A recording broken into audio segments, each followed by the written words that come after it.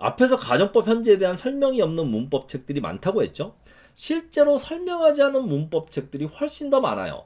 그러다 보니까 아예 가정법 현재가 존재하지 않는 것처럼 인식될 수 있는데, 그렇다면 가정법 현재는 아예 의미가 없는 거냐 하면 그렇지는 않아요. 의미가 있어요.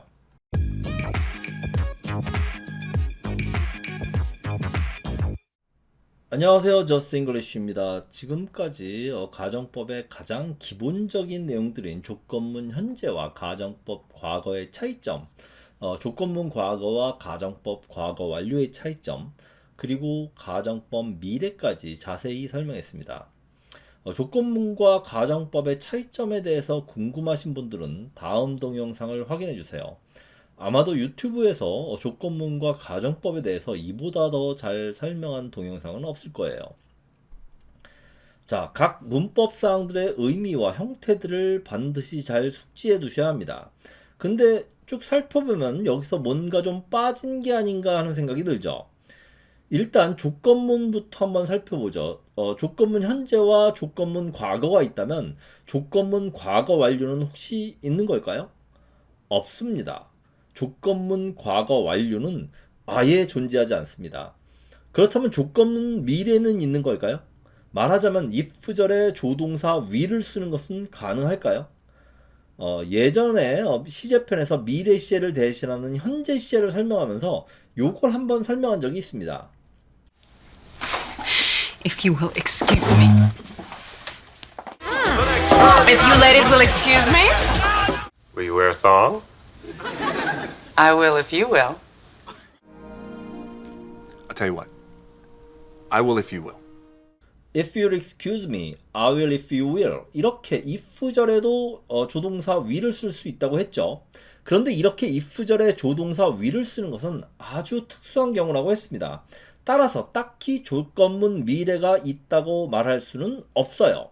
조건문 현재와 조건문 과거만 존재할 뿐입니다. 그렇다면 오늘의 가장 중요한 질문, 가정법 과거, 가정법 과거 완료, 가정법 미래는 있는데 가정법 현재는 존재하는 것일까요? 문법 책들을 살펴보면 가정법 현재는 아예 설명조차 나와 있지 않은 경우들이 많고, 일부 문법 책에 설명이 나와 있기는 합니다만 설명을 봐도 뭔가 더 혼란스럽기만 합니다. 일단 시중의 문법 책에서 설명하는 가정법 현재의 의미는 조건문 현재와 완전히 똑같습니다. 불확실한 현재나 미래의 사실 가정. 자, 여기서 굉장히 독특한 것은 if절의 동사에 동사 원형이 온다는 거예요. 주어의 수, 인칭에 상관없이 무조건 동사 원형을 쓴다는 것입니다. 말하자면 만약 그녀가 예쁘다면 참 좋겠다를 If she be pretty, that will be great. 이렇게 표현한다는 것입니다. 그런데 여러분, 일반적인 독해지문에서 이런 if절 형태의 문장을 보신 적이 있나요? If she be pretty. 이렇게 말하는 거 들어보신 적 있어요? 아마 거의 없을 거예요. 사실 이렇게 쓰는 경우가 있기는 해요.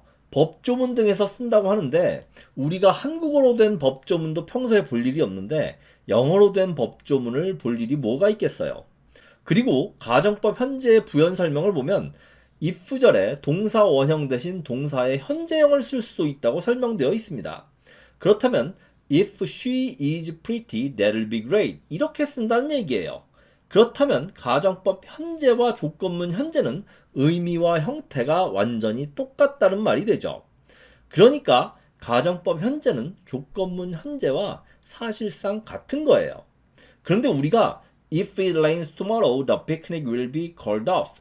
내일 비가 온다면 소풍은 취소될 거야. 이러한 문장을 중학교 1학년 때쯤 조건문이라는 용어로 공부를 하고 시간과 조건의 부사절에서 현재 시제가 미래 시제를 대신한다라고 배우죠. 실제로 영문법에서 조건문을 conditional clause, conditional sentence라고 합니다.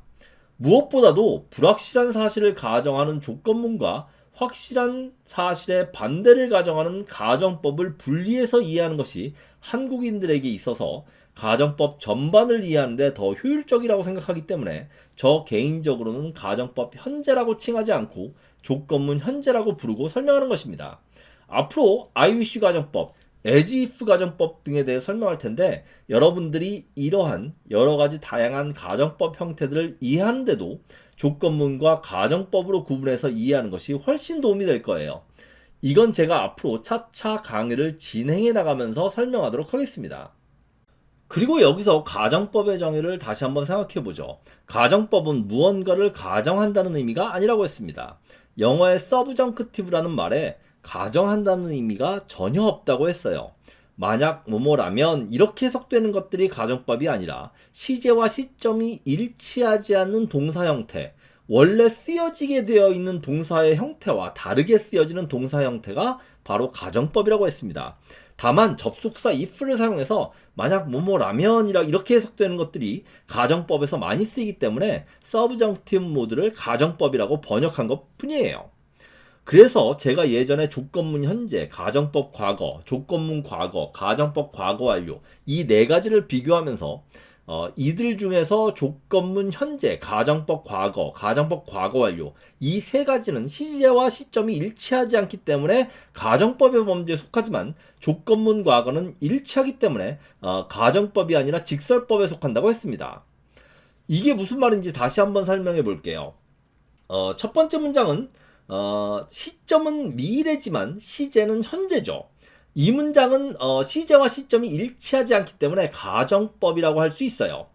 두 번째 문장은 시점은 현재지만 시제는 과거예요. 시제와 시점이 일치하지 않기 때문에 역시 가정법입니다. 세 번째 문장 역시 시점은 과거지만 시제는 과거 완료입니다. 역시 가정법이죠. 하지만 네 번째 문장은 시점과 시제가 일치하기 때문에 직설법으로 보는 것입니다.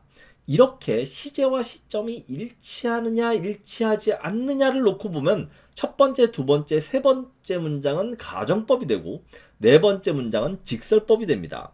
하지만 불확실한 사실을 가정하느냐 확실한 사실의 반대를 가정하느냐를 놓고 보면 첫 번째와 네 번째 문장은 조건문이 되고 두 번째와 세 번째 문장은 가정법이 되는 것이죠.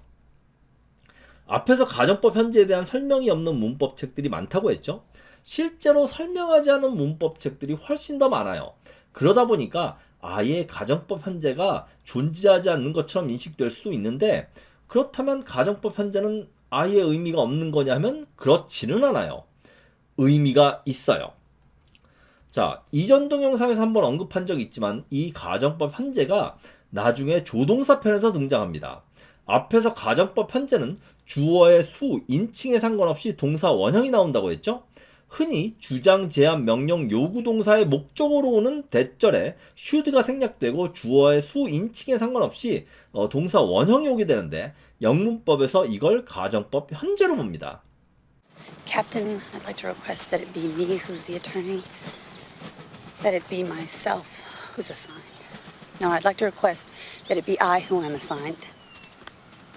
That it be I who am assigned. That's good. That's confidence inspiring. Good grammar there. 영화 A Few Good Men의 이 장면에서 주절의 동사의 요구 동사인 request가 나오니까 목적으로 쓰인 대절의 주어 it 다음에 동사 원형인 비동사를 계속 쓰고 있는 거 보이시죠? 이게 바로 가정법 현재예요. 다시 한번 강조하지만 만약 뭐뭐라면이라고 해석되는 것들만 가정법이 아니에요. 이렇게 원래 쓰여지게 되어 있는 동사의 형태와 다르게 쓰여지는 동사 형태를 다 가정법이라고 할 수 있는 것입니다. 예전에 제가 한참 영어 공부할 때 이게 왜 가정법이라고 하는지 그것도 왜 가정법 현재라고 하는지 정말 이해하기 힘들었어요. 그때까지만 해도 만약 뭐뭐라면 이렇게 무언가를 가정해야 가정법인가 보다 하고 생각했지 시제와 시점이 일치하지 않는 것을 가정법이라고 한다는 것을 몰랐어요. 제가 영어 공부할 때 어떤 영어 선생님도 이걸 정확하게 설명하지 못했습니다. 아예 설명을 하지 않거나 아니면 대충 뭉개고 지나가는 설명이 대부분이었죠. 가정법 현재에 대한 문법책들마다 설명이 제각각이고 중구난방인 것도 아마 그런 이유 때문일 거예요. 가정법은 그만큼 어려운 문법입니다. 자, 오늘의 결론. 가정법 현재는 수와 인칭 등에 상관없이 동사 원형을 쓰는 형태로 불확실한 미래를 가정하는 if절의 가정법 현재는 조건문 현재에 흡수되어서 오늘날 거의 사라졌지만 주장, 제안, 명령, 요구 동사의 목적으로는 대절에 should가 생략되고 동사 원형이 오는 형태로 남아있다. 이렇게 정리하시면 되겠습니다. 제가 환절기에 조심을 하지 않아서 감기에 걸리는 바람에 오늘 목 상태가 영 좋지 않았습니다. 양해 부탁드리고요.